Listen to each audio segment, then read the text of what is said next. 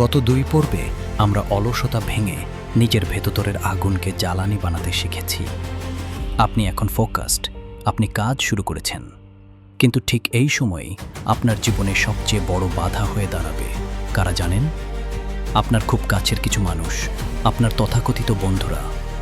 আজ আমাদের ডিপ্রেশন থেকে ডমিনেশন সিরিজের 3য় পর্বে আমরা কথা বলবো সেই সব মুখোশধারী চাটুকার আর বিষাক্ত মানুষদের নিয়ে, যারা মুখে আপনার শুভাকাঙ্ক্ষী সাজলেও গোপনে আপনার পতনের অপেক্ষা করছে।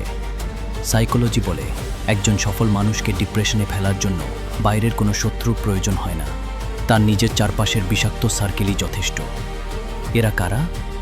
এরা হলো সেই সব মানুষ যারা আপনার বিপদে সান্ত্বনা দেওয়ার বাহানায় আপনার সব দুর্বলতা জেনে নেয়, আর আপনার সফলতার খবর শুনলে যাদের মুখের হাসি 1 সেকেন্ডের জন্য ফিকে হয়ে যায়।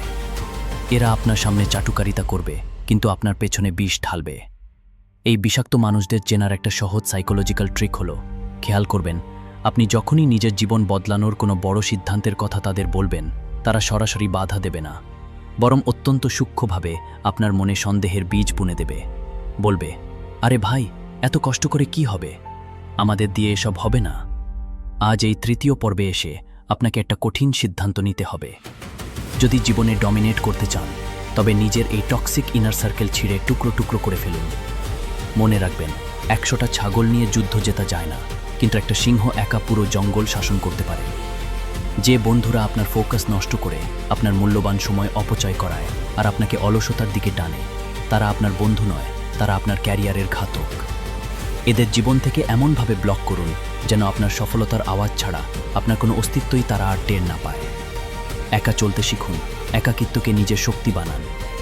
নিজের চারপাশে একটা অদৃশ্য দেয়াল তুলুন, যেখানে কোনো চাটুকার বা বিশ্বাসঘাতকের প্রবেশাধিকার থাকবে না। যখন আপনি এই বিষাক্ত সমাজ থেকে নিজেকে পুরোপুরি কুটিয়ে নিয়ে নিজের লক্ষ্য অর্জনে অন্ধ হয়ে যাবেন, তখনই আপনার আসল ডমিনেশন শুরু হবে। কিন্তু বিষাক্ত মানুষদের তো জীবন থেকে তাড়ালেন, এবার নিজের মস্তিষ্ককে কিভাবে ডমিনেটিং ম্যাপে সাজাবেন, কিভাবে সোশ্যাল মিডিয়ার সস্তা ডোপামিন ট্র্যাপ থেকে নিজের ফোকাসকে 100% সুরক্ষিত রাখবেন, সেই ধামাকা ফর্মুলা নিয়ে আসছি আগামী পর্বে।